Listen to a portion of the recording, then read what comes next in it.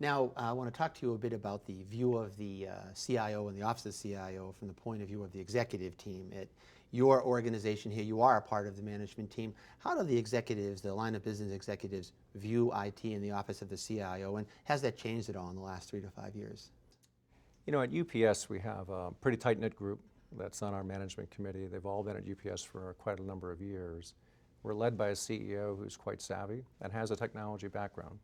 A number of the players have actually been part of IT organizations over their careers, and so we have a bit of a different dialogue than many companies. We understand very clearly, each and every one of us, the value of IT and how critical it is to driving the performance of UPS. So the dialogue coming in typically isn't therefore on the fundamentals.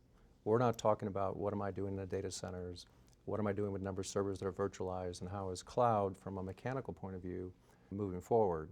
Instead, we look at technology from the lens of how can that make the marketing department move faster? How can it allow us to bring new products out that differentiate clearly from our competitors?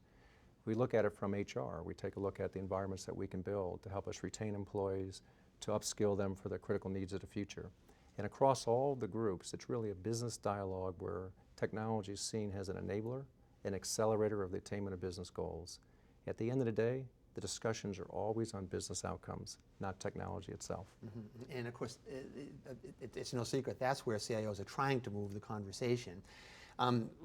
CIO Magazine at our place did a pretty significant study this year, and among the questions they asked were the view of IT from the point of view of business executives. And really, I think maybe 20% of them listed IT as a game changer, a business partner. The vast majority still look at it as a cost center, IT service provider. Why do you think that is today in most organizations, that seems to be the way things are? Well, you know, it did a very good job in that survey of breaking it down into 5 buckets. On the left-hand side is, well, you're just a cost center. And on the right-hand side, you're a game changer. What's pretty obvious where CIOs really want to be. They want to move from the left to the right. You can't move across that continuum unless you've got the basics already done. If your operation's not performing well, if your applications aren't running swiftly in a reliable manner, you're forced back into a cost center mentality. Where you really want to be is moving the continuum to the right. And so cost becomes important, but from a little bit different perspective.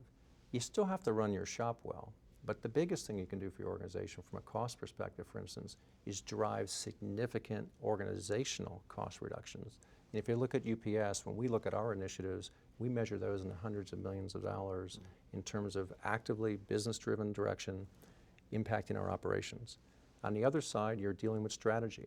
You're trying to move to the game changer, so you're involved with your strategy committee, taking a look at not just actioning strategy, but an active participant in the discussions to help shape strategy.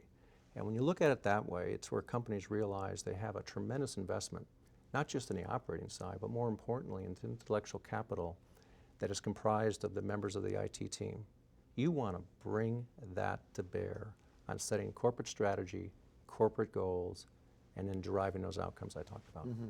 So essentially just keeping the trains running on time, keeping everybody with the data that they want and secure, that's just table stakes. That's not going to really get you anywhere. It's definitely table stakes, but if you're not doing it, then that will be what you spend all your time on. Mm-hmm. The professionalism of today, you have to get beyond that. You have to have well-picked team members that are well-skilled, that can run the operation reliably every day. You then focus your time and the key of your IT organization on business directions and business goals. And, you know, and it's really much more exciting. We have the capability at UPS to drive phenomenal new products into the market that our competitors really can't meet. The reason that we do that is we have an integrated team that focuses on where the business needs to be, not just today, but more importantly, 3, 5, 10 years out. Mm-hmm.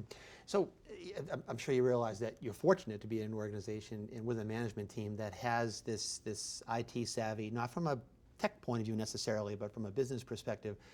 It's probably fair to say that most organizations are not in that same boat exactly.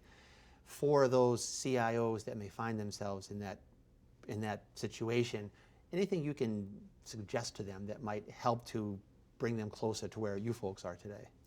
Well, number one, get yourself a world-class IT team like I have. It makes your life a lot easier. And the skills have to be there, and I've got them. Number two, take that team, align them with the business. If we're not talking business speak, If we're not there being seen as a group that you want to make sure is there, and you feel a loss if they're not, then you're not really driving the value you should be doing. So my message to CIOs in general is get your shop in order and then focus on looking out, building the roadmaps with the business through a business lens that drives pure shareowner value and ensures your organization is going to be relevant into the future.